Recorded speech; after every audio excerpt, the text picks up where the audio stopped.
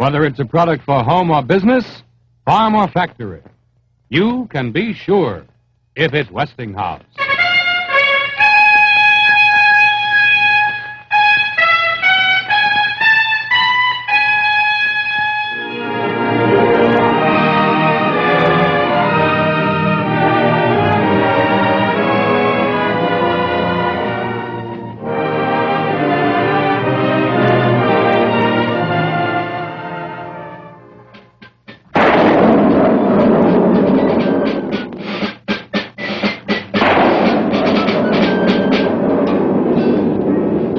Lightning, his message had flashed across the land. Like lightning, his voice had stayed tyranny's hand. The creed that he fought for is still our great pride. A man is a king at his own fireside.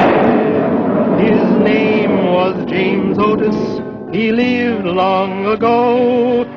His name with a message to see that nothing can stand in the way of a land with the will and the heart for liberty.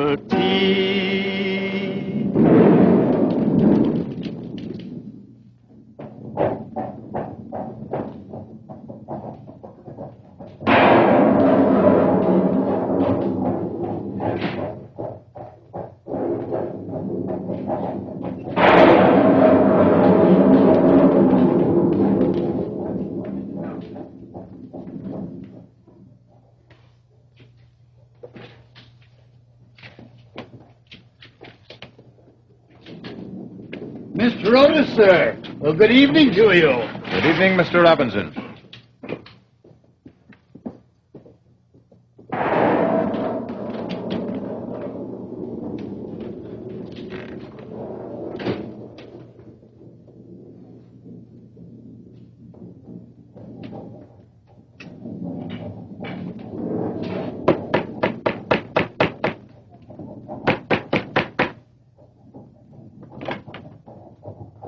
Yes? I'm Mr. Robinson, collector of customs for the Crown. We have word, Mr. Emroy, that you have certain papers here covering a contraband cargo consigned to you within the last few days. My warehouse is at the foot of Long Wharf, Mr. Robinson. I conduct my business there. I conduct my business in whatever place I find it, Mr. Emroy. What do you want? The manifest of the brig Mary Ann, which docked at Salem 2 nights ago. I have been informed on excellent authority that her illegal cargo of molasses and rum was consigned directly to you. That's not true. It is true, Mr. Emroy. Now suppose you hand over the manifest, and we'll cause no further unpleasantness. We can argue this matter tomorrow at my warehouse.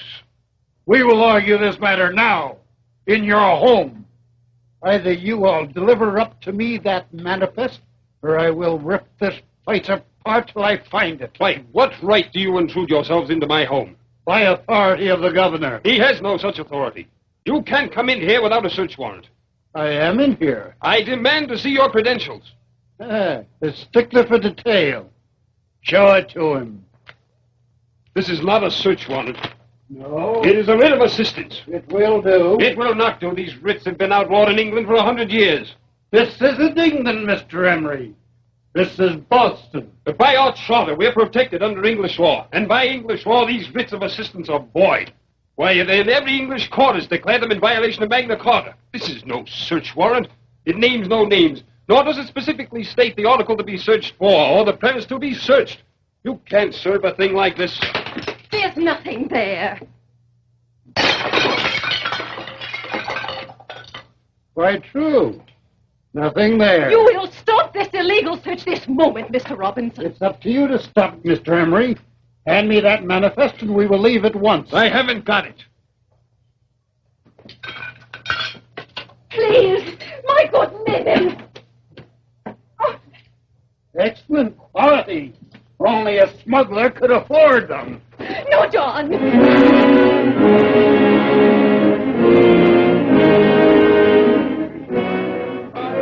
tried and I've met with nothing but bull-headed obstinance. If we're to win in this thing, we must have... I'll tell you your trouble, Sam Adams. Uh-oh, friends, settle down. If Charles is to give an accounting of my failure, this is to be a long speech indeed. Not so long. One word will suffice. A large word. Not too large. The meanest words usually are the smallest. The word is impatient. Patient. Well, I do plead guilty to the charge. Well, certainly things are wrong here in Boston, but give them time. These matters have a way of finding their own solution. It's always been my belief that the true solution is never one that's found, it's one that's earned. I am impatient to put an end to the deplorable, despicable existence that my lords of Parliament seek to perpetuate in a land they have never seen nor will ever understand. Sam, you make it sound a lot worse than it really is. We're forbidden to trade with any other country but England. We can't manufacture a product that competes with British industry. We're proscribed from this end, we're banned from that end. Well, it all boils down to the point where a man must buy a custom stamp to kiss his wife. I still say you're too impatient. I am. I admit it. Liberty is a thing I hope to see happen quickly. Sam, look at that. Writ of assistance. Was this served on you? They broke into my house less than an hour ago. Robinson and his gang tore the place apart. China smashed. My personal papers examined and ripped to bits. Well, my patient friends, what do you think of this? If Robinson tried to serve a writ like this on me, I'd bash his head in with a barrel stave. Splendid. Let's all retire to the brewery and stock up with barrel staves. Trouble is, my friends, I'm afraid we'll give out of barrel staves before the governor gives out of writs. Come along with me, John. Where to? We'll pay a visit to James Otis. Otis? What do we want with him? Word. I don't trust him. He's a man bought by a question bone by the governor. I don't think the mints of the world have yet turned out enough coin to buy James Otis. Come along with me, John.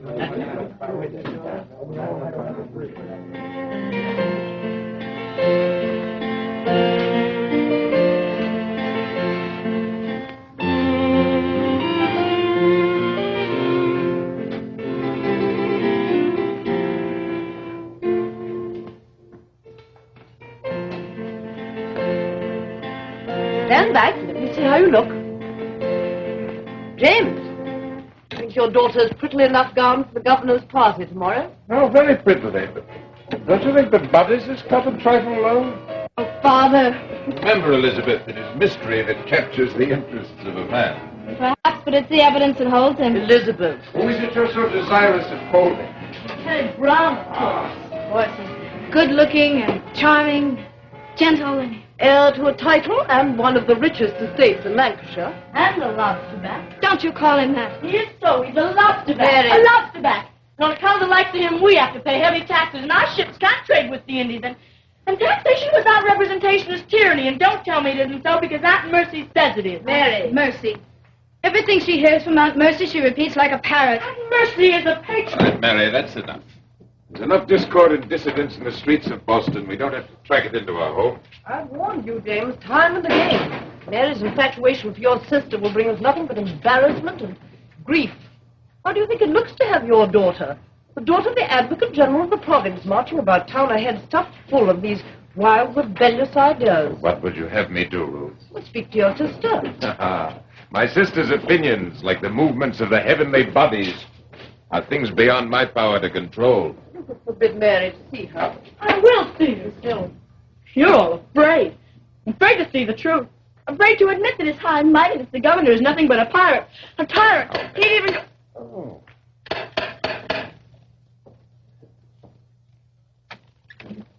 Oh, Sam Adams. Good evening, James. I hope we're not disturbing you. Not at all. Come in. How are you, John? Passably well.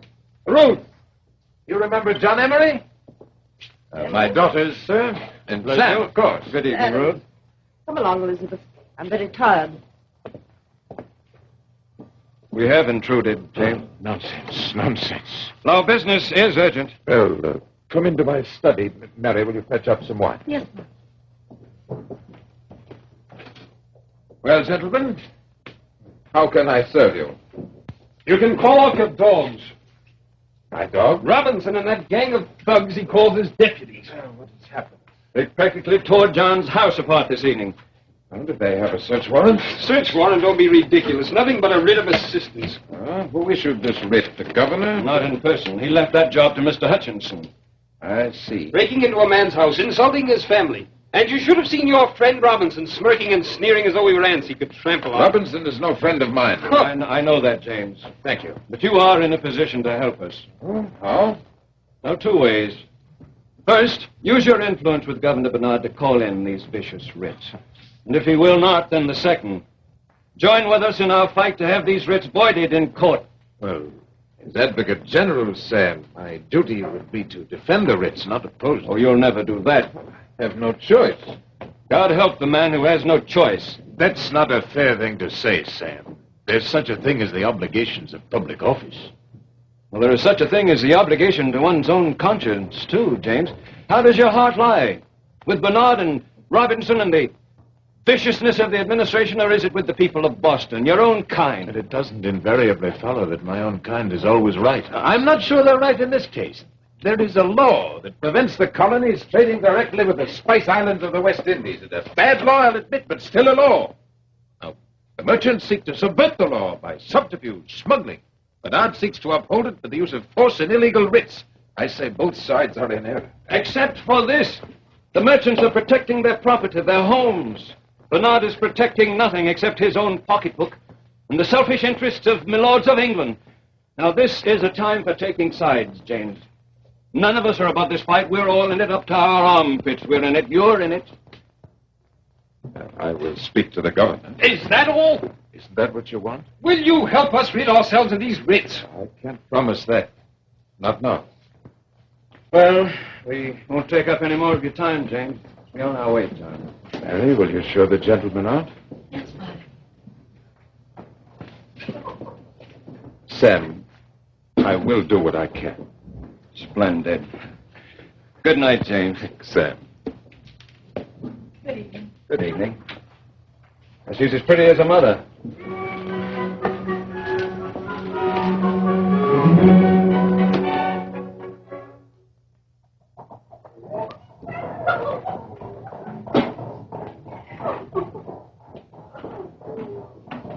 Peter, are you certain my brother was coming directly here from the governor's? Mr. Otis said you would come directly here. Yes, Miss Mercy. 22, 39, 42. You've been with us a long time, Peter, haven't you? That I have, Miss Mercy. 38 years with your father, the judge, and now 6 years with young Master James.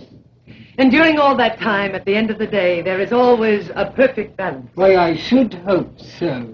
Peter, wouldn't it be wonderful if one day your figures should refuse to balance? If they were suddenly taken with a spirit of independence, a defiance against the discipline, the tyranny of mathematics. Suppose they should suddenly marshal all their numbers and in stout columns march off the page of your ledger, shouting out their defiance, proclaiming their independence to add up to whatsoever sum fitted their arithmetic pleasure. What would you think of that? I think it would make it most difficult to conduct a commercial enterprise. Possibly. But it would be wonderful balm to the dignity of a digit. I didn't bring the matter up. No. The time didn't seem propitious. Oh. Besides, I don't think it will do any good. The governor's determined to uphold the Navigation Act. He will use these writs as he pleases. The merchants will fight this, James. I suppose they will. Well, who will we get to take the case up in court? I don't know. There are many competent lawyers in Boston. Competent enough to stand up against Bernard Hutchinson and company. Well, you'll find them. We have found him. You. Say, There is no one else, James, just you. Now, good day. You are the only man. Oh, Mercy. What are you doing here? The one and only man. What are you talking about, Mercy? Well, you've got to do it. You've got to stand up and fight the things that are happening in this town. You've got to take the side of the merchant. Why should I? Why should I take the side of the merchant? Because it's the side you were born to. James, can't you see what's happening? What do you think is happening, Mercy? The most irresistible force in the world. Change. The people are emerging, coming out of the dark into the open, finding they like the smell of liberty. England refuses to believe that. They're trying to hold on to today with the dead ideas of yesterday. They refuse to believe America's coming of age, trying to rock a grown man in the cradle of an infant. There are factors in this beyond the emotional, Mercy, beyond even the patriotic. What factors? The future of my career and the well-being of my family. So, you're balancing your books too. Is that it? I don't know what you mean, Mercy. If you don't know what I mean, James, then I'm wasting my time.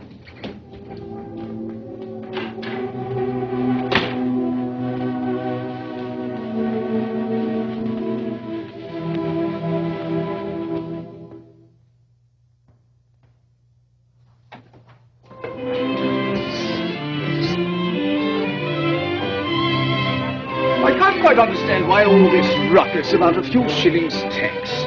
Seems a bit ungrateful to me, considering all England's done to save the colonies from the French and Indians. Why the complaints? Why the complaints? I will tell you why, Lieutenant. It is Boston, the nature of the place. And what is Boston? Boston is a town founded on complaint and perpetuated by a race of lawyers who were born with a petition in one hand and a writ in the other. On Judgment Day, I'm sure that the hand of the Lord will be stayed by some infernal litigation still pending in the courts of Boston. Lieutenant Governor, Mr. Hutchinson. Your Excellency, my deepest regrets. Hutchinson, where have you been? You missed an excellent dinner. Oh, that I am sure, sir.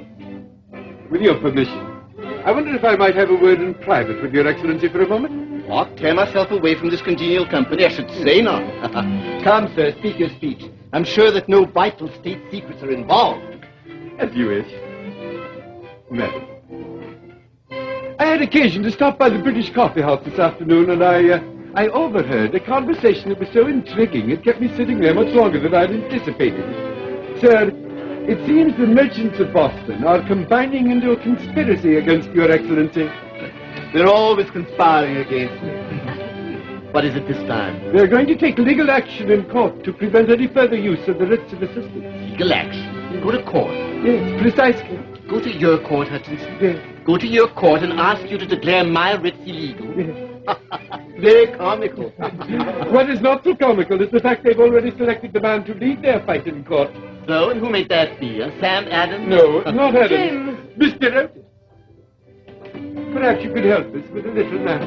What is it, Mr. Hutchinson? Mr. Otis, it is very disturbing to hear talk in a public place that our distinguished Advocate General purposes to go to court not to defend an action of our governor, but to challenge it. What's this? Mere gossip, Mr. Otis. I hardly think this is the time or the place to discuss this matter. Oh, His Excellency thinks it is the time. And the most congenial place to discuss it. Is it true, Mr. Otis? Well, Otis? It is quite true that I have been approached by a group of citizens who have asked me to consider the matter. What did you tell them? I told them I would consider it. Consider it? I also promised them I would discuss the problem with Your Excellency in the hope you may see your way clear to discontinue the issuance of these writs. How dare you even suggest that I would listen to you? Well, they will cause nothing but mischief, Your Excellency, James, my please. dear. In the face of them, no home is safe from intrusion by any subordinate in the Customs House. This violates one of the fundamental freedoms guaranteed every citizen under English law. You are my Advocate General, sir, and you will defend these writs in court. I say this... I order you to defend them. You order? I do. You overestimate your position, Oh, sir. decide. There is nothing in your commission that gives you the authority to order me to defend an illegal act. You are my Advocate General, sir. I am not your Advocate General. I give you back your precious post. James.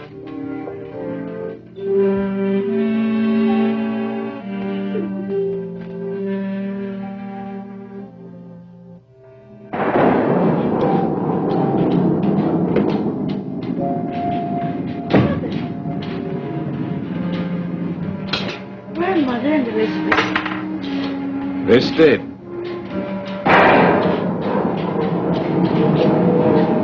Lightning has always fascinated me. Since I was a child, it comes from the heavens like the revelation of truth, suddenly and with fire. You know, Mary, I'll tell you something. What is it, Father? I've always had a curious feeling that when God Almighty in His providence should take me from time into eternity, it should be by a bolt of lightning. Don't say that. Why not? Makes me shiver. Makes me afraid.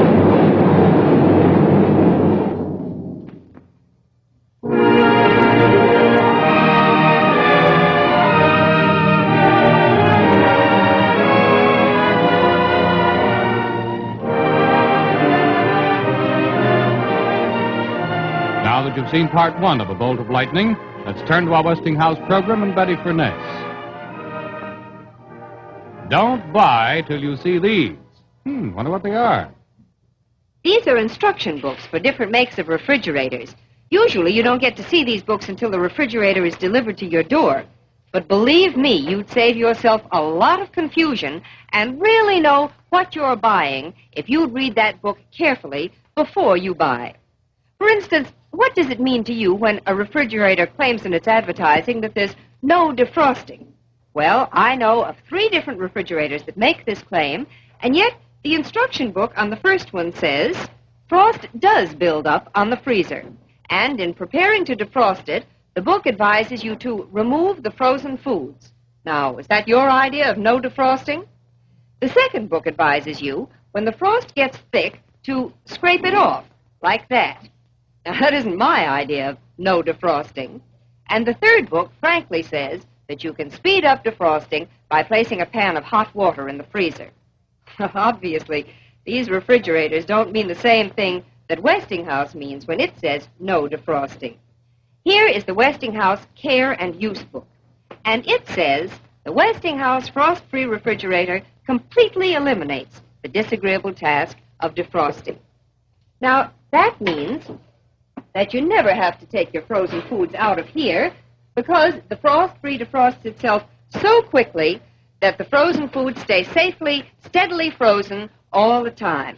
And, of course, you don't have to scrape the frost off here because it never gives the frost a chance to build up. And as for putting pans of hot water in here, well, of course you never have to do that because the frost-free refrigerator is completely automatic. As the Westinghouse Care and Use book says right here, there is nothing for you to do and nothing for you to touch. Now, that's what Westinghouse means by no defrosting. So, if you want the only refrigerator that never needs any kind of defrosting, just look for this magic counter button. It's the sign of the frost-free system. Yes, when you own a Westinghouse frost-free refrigerator, your defrosting chores are gone forever. And I don't mean 1 chore or 2 chores or 3, but I mean every single defrosting chore. So only truly, completely automatic refrigerator. Remember, you can be sure if it's Westinghouse.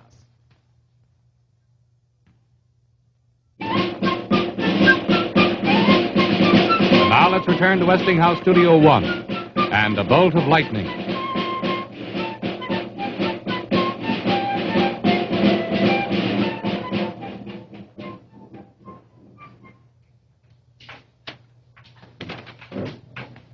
What do you think, Sam? I think it's fine. Do you think I've made my point strongly enough? Oh, yes.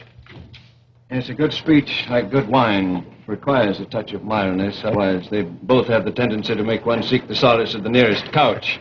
And if one must go to sleep, the liquid route is preferable to the verbal one. Oh, Ruth, you must see the latest draft here of James's speech. It's really the finest, I think. Ruth.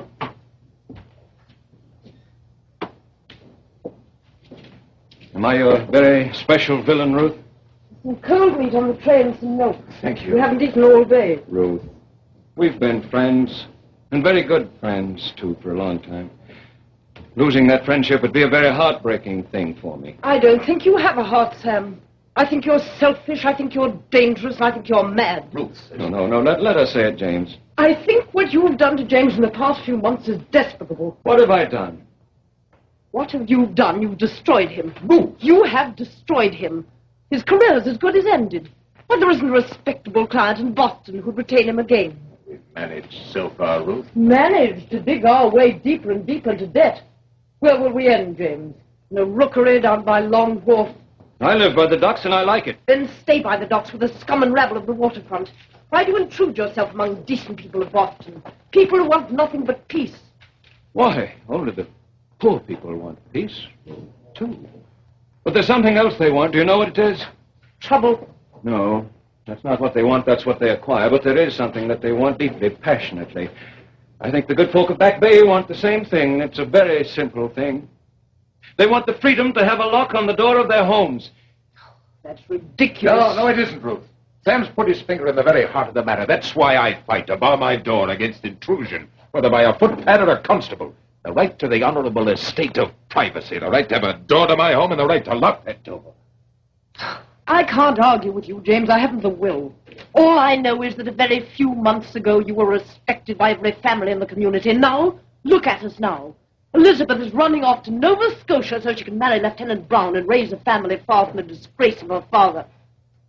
Boston is no place for her. It's no place for me either. Elizabeth wants me to go with her. And will you go? I would love it dearly. Sorry, James. Elizabeth is overwrought. I apologize for her. We're all overwrought and tired. It's a great deal of work to put into a hopeless cause. A hopeless cause, James? Yes, no matter what I say or how I say it, Hutchinson will never dare to declare these writs illegal. I hope you're right, James. Don't you want to win this case? No. I want Hutchinson to declare them legal. I want Bernard to keep issuing them. I want the collectors of custom to execute them. I want villainy to be compounded on villainy until the people cry out in fury. I don't want to win a skirmish, James. I want to win a war. War? You've used that word before, Sam. I don't like it. I'm a loyal British subject.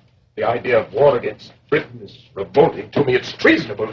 I insist our grievances can be settled and must be settled within the framework of English law. You know law, James, but I know people. And when one group, nation, race, or any combination of humans sets out to impose its will on another to enslave and deprave them, then look to the barricades and not the law courts for relief. When defense of liberty becomes treason, then surely treason is defensible. More, it's desirable. But in this matter, I'm not the rebel, no. Nor can you accuse me of treason. Bernard, Hutchinson, the Lords of Parliament, the ministers of the King, look to them if you look for treason, James. For by their very act, they subvert, they twist, deny, destroy the guarantees of liberty which are the very blood of English law, and that is true treason. That is sedition in its most naked sense.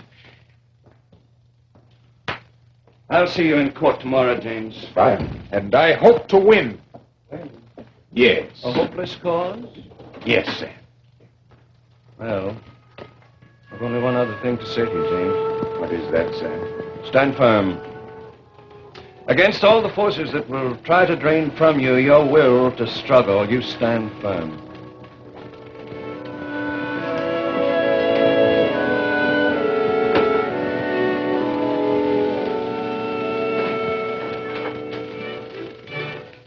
Well, Mistress Mary, where do you think you're going? I'm walking in my sleep. Oh, then walk right back around and up to your own rooming. Well, can't I come down for just a minute? No. Half a minute? No? I'm a rebel. I don't obey orders. Ah, you're a vixen. I'm just awful. Terrible. Is it finished? What? The speech you're going to make in court tomorrow. And can I come? Aunt Mercy says she'll take me. Yes, on both counts. Oh, wonderful. Can I hear it? Now? Please. Oh, Mary. I won't go to sleep if you don't. I swear I won't. Well, just a bit, then. I'll be Hutchinson.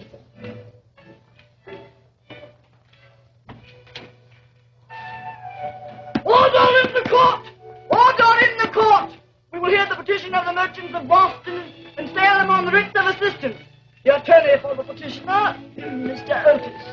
May it please your honor. I appear on behalf of the citizens of this town. I was solicited to argue this cause as Advocate General, because I would not. I have been charged by some with desertion from office. To this charge I give a very sufficient answer. I renounce that office. I argue against these writs, not for them, because I will to my dying day oppose with all the powers and faculties God has given me all such instruments of slavery on the one hand and villainy on the other, which these writs of assistance most surely are. Here, here. Order in the court! Order in the court! Order in the court! Order in the court! Let it be known that I shall not again tolerate any such disturbance from the galleries. Continue, sir. One of the most essential branches of English liberty is the freedom of one's house. A man's house is his castle, and whilst he is quiet, He is as well guarded as a prince in his castle. These writs of assistance, if declared legal, will totally annihilate this sacred human right.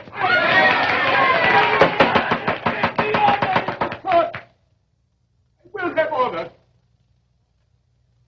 With these writs, Customs House officers may enter our houses as they please. We are commanded to permit their entry. Their menial servants may enter, may break locks, bars, everything in their way. And whether they break through malice or revenge, no man, no court can inquire. There is a law written in men's hearts before parliaments were dreamed of. A man's right to his home is derived from nature and the author of nature, and is inherent, inalienable, and indefeasible by any laws, pacts, contracts, covenants, or stipulations which man can devise. In his house, man is an independent sovereign. The club he snaps from a tree, for a staff or for defense, is his own. His bow and arrow is his own. If by a pebble he has killed a partridge or a squirrel, it is his own right. The right to property. To maintain and defend that property is beyond question, and beyond the means of any officer of government to deny. Most honored sir, the security of life, liberty, and property, which surely includes one's dwelling, has been the object of all struggles against arbitrary power, civil or political, temporal or spiritual, military or ecclesiastical, in every age. Listen to me, sir, and hear this. If the King of Great Britain in person were encamped on Boston Common at the head of 20,000 men, with all his navy on our coast, he would still be unable to execute these writs. The people, sir, they will resist. They will resist!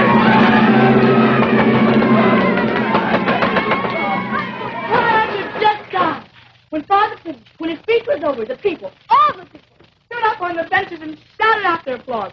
And old Hudson pounded with his gavel on the desk till it nearly shook to pieces. But he couldn't quiet them, Mama. The people, they cheered Father. Over and over again they cheered him. I have no doubt they cheered. That's the easiest thing to do. Cheers and applause. Good payment for actors and fools. But, Mama, everyone in Boston's talking about Father. That's right, talking about him. Saying he sold himself to the devil. No one says that. That's what the decent people say. The decent people? You mean the snobs. Aunt Mercy said that would be enough, Mary. Go to your room. But, Mother, do as I say. You should be proud. Both of you. Proud? Proud of what? Proud of the cheers of the mob? Well, we'll make a neat package of those cheers and offer them to the greengrocer. What will they buy? Flour, corn, tea? When you're hungry, Mary, try the taste of cheers.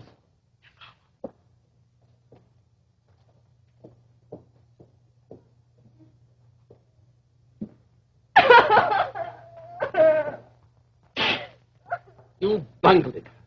You failed me completely. Well, I really don't think that's being quite fair of Your Excellency. I don't give anything whether you think or don't think. You bungled it. You allowed Hutchison to get up, Otis to get up, and to perform in front of a court as I've never seen anyone behave in a court of law. Well, what do you want me to do? Shut him up! I tried, but I couldn't. Obviously. Well, I can see that I'll have to undertake this little thing by myself. I'm sorry. Let me go. But do you hear? Go at once.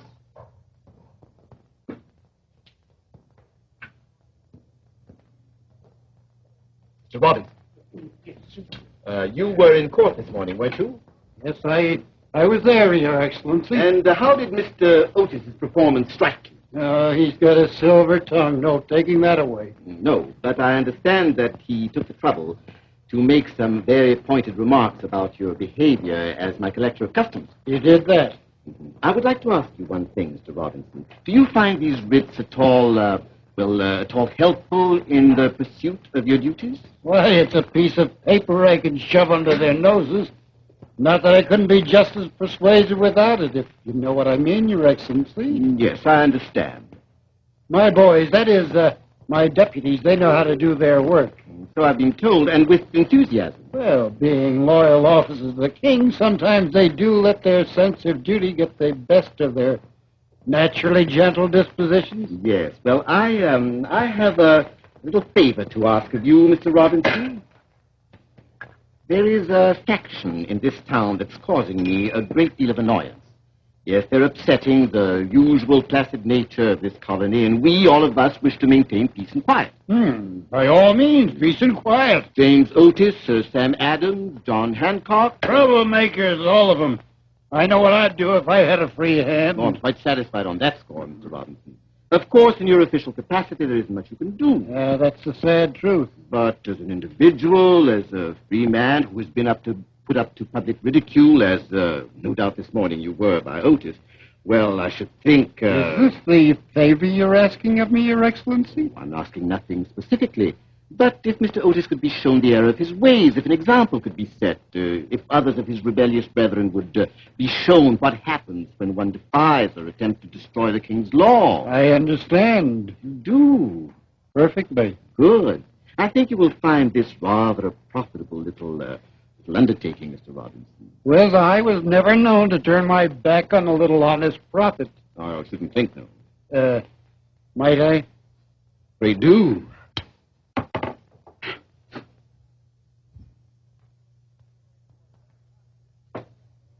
Great word. It's too bad they don't have more besides. You're an inspiration. Well, James, you're the man of the hour. This time tomorrow, the Sons of Liberty will be distributing copies of your speech in every corner of the country. Charleston, Richmond, Philadelphia, New York. I can hear them take up the cry. The people, sir, they will resist. It will become a rallying call. It will sweep across the country with the fire of a lightning bolt. I must go, sir. Oh, no, stay. No, I have to go home. Why? Elizabeth is leaving on the night packet for Nova Scotia. Oh. Ruth is going with her. I'm sorry, James. I had my fair warning. She gave me my choice this morning before I went to court. Throw up the case, she would remain in Boston. Go on with it, she would leave with Elizabeth. You didn't mean it, James. I know Ruth. Not quite as well as I do. She meant it. Nothing will change her. Ruth is kind, understanding, unselfish, but she has more than a fair share of pride. This thing has cut us apart. All that we had is broken. Well, Cousin Sam. John, I don't believe you've met my esteemed relative, James. This is John Adams of Braintree. John, this is James Otis. Pleasant meeting you, sir. It's an honor to meet you, Mr. Otis. I was in the courtroom today. I heard your magnificent speech. It was a speech that breathed into this nation the very breath of life. Well, it's nice of you to say so. Robinson. What the devil does he want here? I've been looking for you, Otis. Have you? I've got something to say. Well, say it then. You're a sneaking, lying, contemptible rebel, Otis. A liar and a slanderer. I've slandered no one. You slandered me and my men. Good, loyal officers of the king. You said they broke locks, called us menial servants. Well, I'll not let you get away with that. I have no wish to enter into a public brawl with you, Robinson. I'm not interested in your wishes, Mr. Otis. I'm calling you a lying, contemptible troublemaker. And it's time you learnt your lesson. And the rest of you that are huddled around here, plotting treason, it's time you learnt your lesson, too. You've a slick tongue, Mr. Otis. Maybe this will help you to keep it quiet. Oh, stop them! Don't let them get away! Never mind them, John. Get a doctor, quickly. Quickly.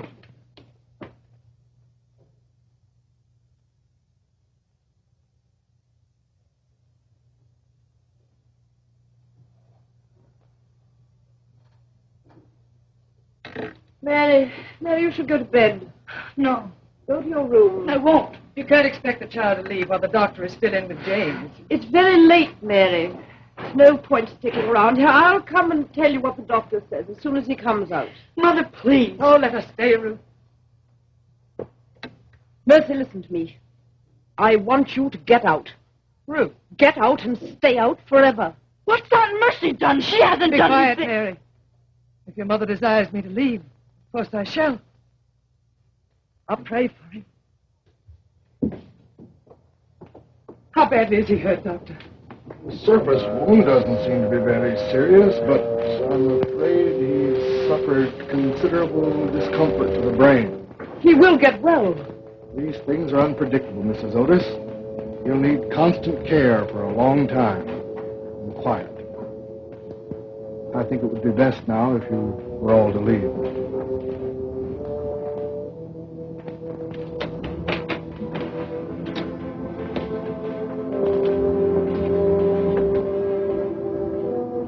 Anything you want or need, Ruth, whatever I can do. You've done quite enough as it is, Sam.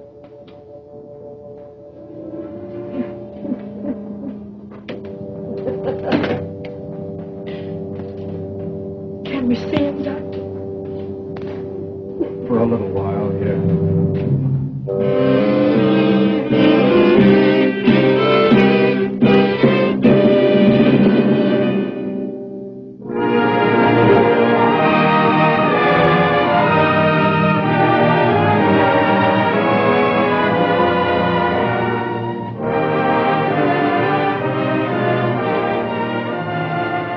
Let's pause and look at our Westinghouse program again.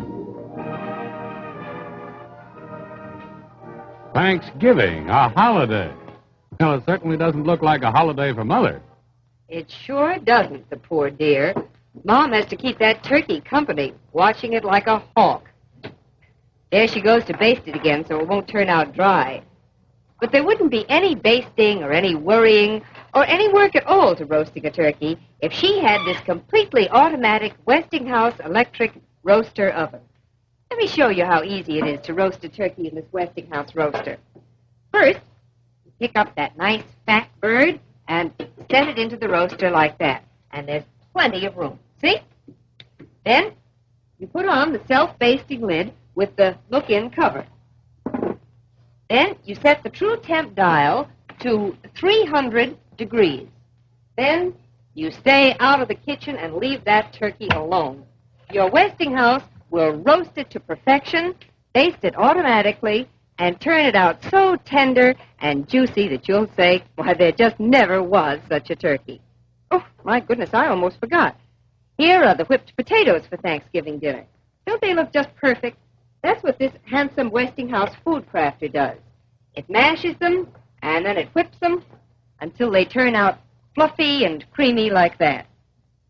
And this wonderful food crafter also mixes cake batter, it grinds meat and vegetables, it juices oranges, it does just dozens of other things. So, well, why not give Mother something extra to be thankful for on Thanksgiving Day?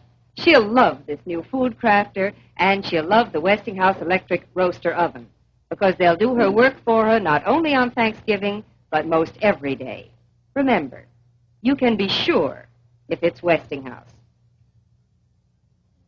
We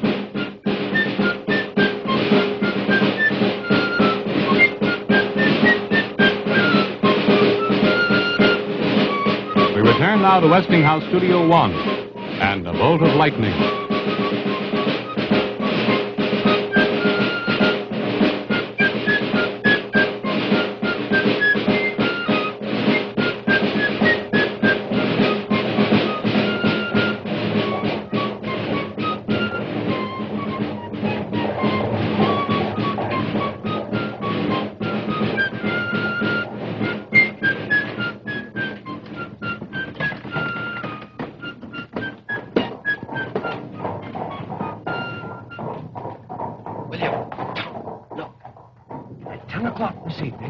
Mr. Williams, he's a farmer from Roxbury, is going to be at the Weston's place in a wagon. Have some men there to load the cannon. I'll do that, but do you think you'll be able to get smuggled by the redcoat picket? We'll have no trouble getting it by this time. False papers? Manure. And fresh and tangy it'll be. A wagon load. And I don't think the pickets will be too particular about prodding through it. Oh, that's dandy. In war, my lad, it's called strategy. I'll be off with you. Aye, which way will the wagon be headed to? Straight for Bunker Hill. William Wooley, have you lost all your sense of manners? You might at least doff your cap to an old acquaintance. Sorry, ma'am. Don't mumble. Sorry, ma'am. That's better. Why aren't you with the troops? Well, ma'am. Speak up. Well, ma'am. What are you doing in Boston? If you must know, I'm here to do a bit of spying. Spying? What do you men know of spying? Why, one woman behind a lace curtain can find out more in an hour than a dozen men could in a week of snooping. Now, what is it you want to know? Well, ma'am. Speak up, William. I'm a trifle deaf. You know that. Colonel Prescott. hankering to know the disposition of the British troops. Oh, that. General Gage has 4 regiments camped on the Common. This morning he moved the 1st Highlanders and the Royal Dragoon up Common Street to Lynn. General Howe has 3,000 troops aboard the fleet, and they'll be landing tomorrow morning at Charlestown Dock. Is that what you want to know? Yes, ma'am. Now, about the fleet. The main section is anchored off Royal Battery, but 2 men of war and 3 sloops are at Hudson Point. Yes, sir. Now get you back to Colonel Prescott and tell him Mercy Warren says for him not to waste his soldiers on snooping. Leave that to the women. We're practiced hands at the yard. Yes, sir. Goodbye.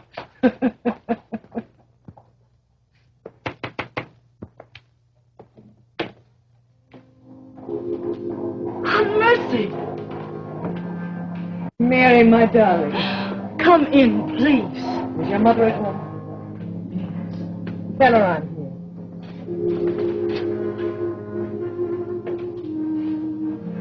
Mother, Aunt Mercy's here.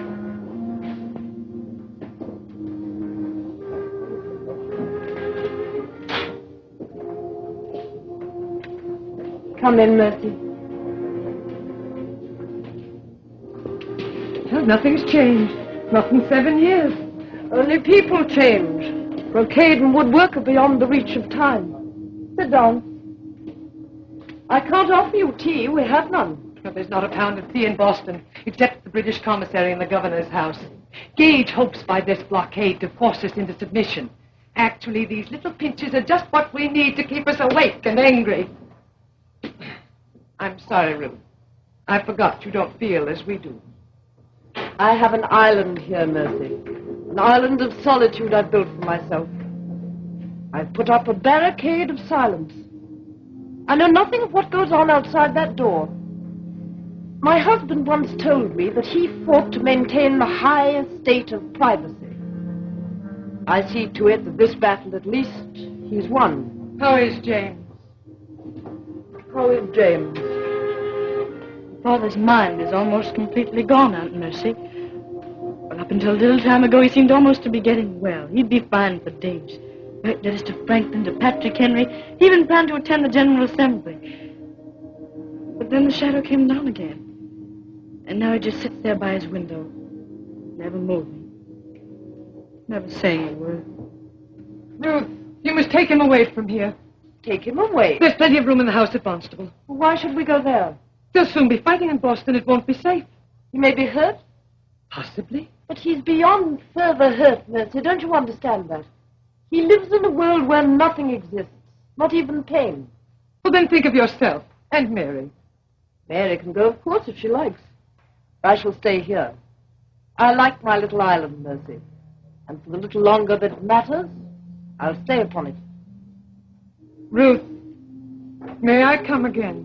Of course. Come often if you like.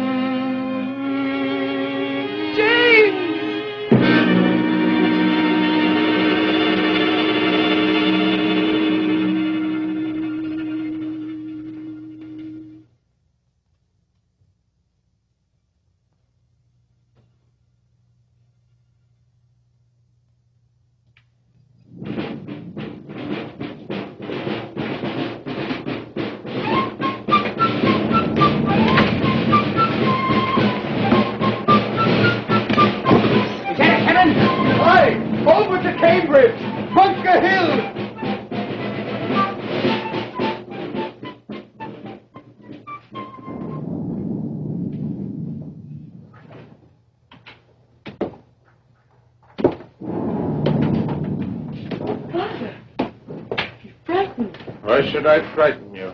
It's so late. I was listening to the storm. Thunder. Is it my storm, Mary? Your storm? Is there lightning? It's not a storm, Father. What is it? A battle. A battle where? Bunker Hill, just beyond Charleston. The British are bombarding the American lines. Our men are fighting? How many? I don't know. Where are they from? From all over. The Minutemen have gathered from all New England. They do resist. The people, they do resist. James, where are you going? to bugger him. But you can't go out. Why not? But it's late and dangerous and you're sick. No man is ever so sick that he cannot rise up and fight for his people.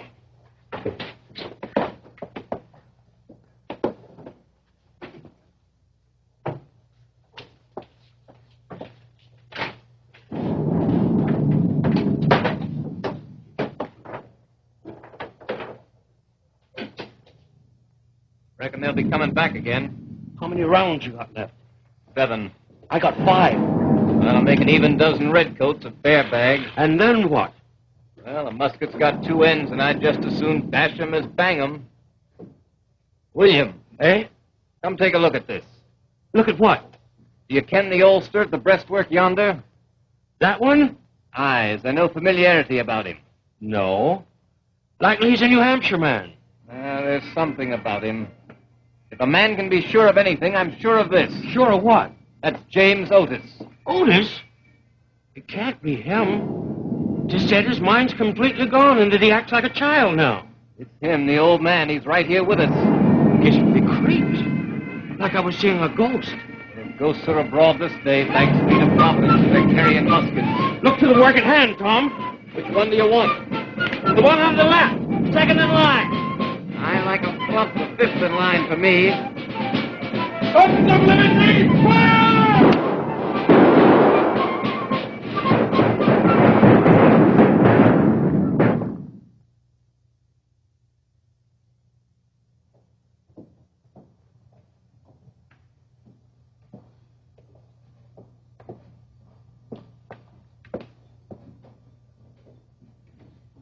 The fighting stopped.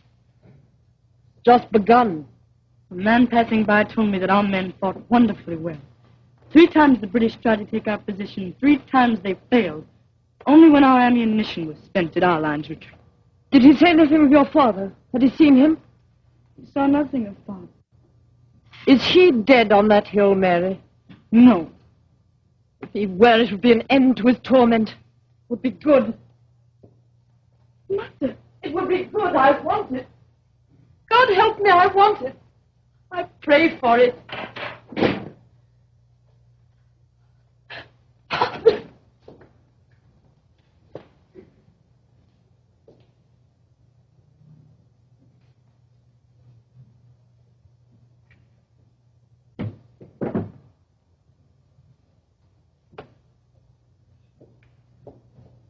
Father? It was a fine beginning, Mary.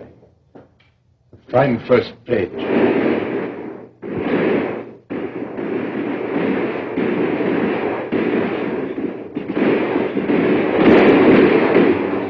And now from every town and farm, from every spire and steeple, there rose the voices of free men, the spirit of the people. Guard your homes, old freeborn men, you're not slave or vassal. Mind the words James Otis said, a man's home is his castle.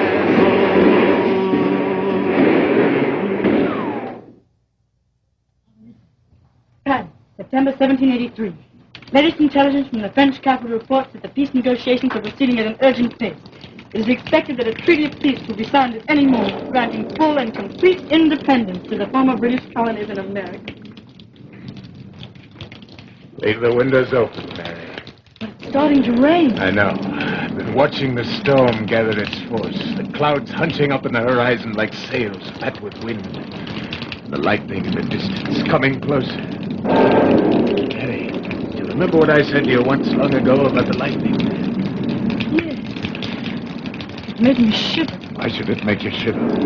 What is lightning but a bond of fire binding heaven to earth? It always frightened me. It shouldn't. If the rain should come in, would you close the shutters? I will, Mary. Be sure. I promise.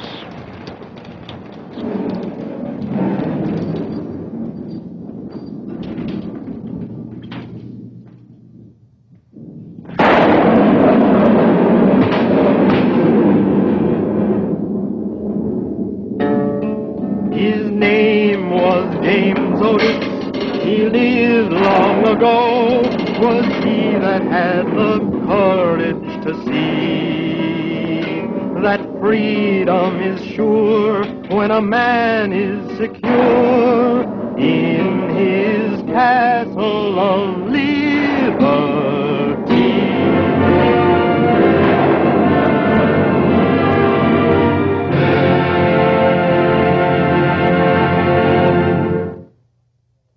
This is Paul Brenson. We'd like you to meet Mr. Thomas E.G. Paradine, National Vice Commander of the American Legion, and Mr. John H. Ashbaugh, Vice President of Westinghouse. Mr. Ashbaugh, this month, November, is Americanism Appreciation Month. The American Legion and its auxiliary are doubling their efforts to remind us that the American way is the good way, and that each one of us has a personal responsibility to see that we keep it that way. I think that tonight's Studio One show of the story of James Otis has made many of us pause to reconsider the blessings of freedom that we enjoy. And so I would like to say on behalf of the Americanism Commission of the American Legion that we salute Westinghouse for this and for the many other splendid examples of Americanism you've given us. Thank you, Commander Paradine. On behalf of all of us at Westinghouse, we appreciate this tribute by your 3 million American Legionnaires. And I assure you that we will always support the American way of life. Our sincere thanks to you, the Legion. And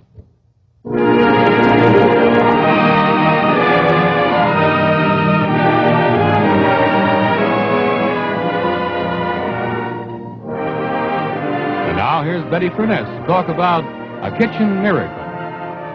Well, this is just an ordinary head of cabbage, but believe it or not, you can now cook this cabbage without smelling up your kitchen. Your guests won't even know you had cabbage for dinner. And the same thing is true of fish or cauliflower, anything else you cook. And here's the secret. It's this wonderful new little bulb that Westinghouse has developed. It's called the Odor Out, and it's another Westinghouse first. This Westinghouse Odor Out bulb destroys unpleasant odor. Now, I don't mean that it substitutes a pleasing odor for an unpleasing one. It gets rid of the odor. This fixture back here has an odor-out bulb in it. Now, you just plug it in like that, and it produces odor-destroying ozone from the natural oxygen in the air and makes the air as fresh and sweet as all outdoors. Best of all, it's cleaner and cheaper to use than chemical preparations. This is just another example of how the genius of Westinghouse research has found new ways to make life pleasanter for all of us. Another one of the thousands of reasons why we say you can be sure if it's Westinghouse.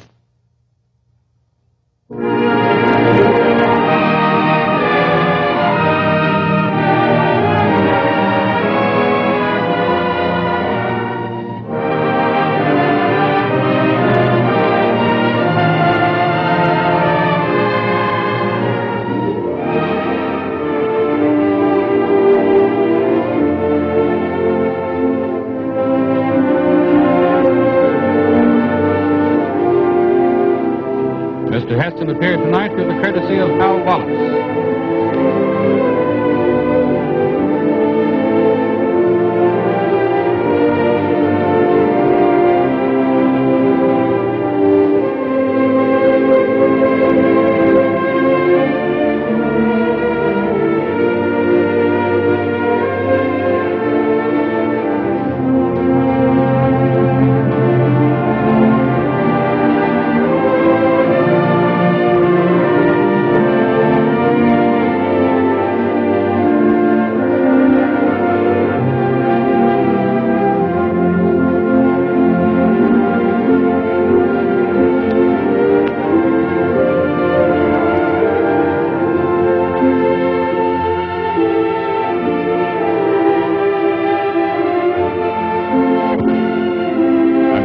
Next week, this is Paul Brenson saying good night for Westinghouse, makers of more than 40 million products.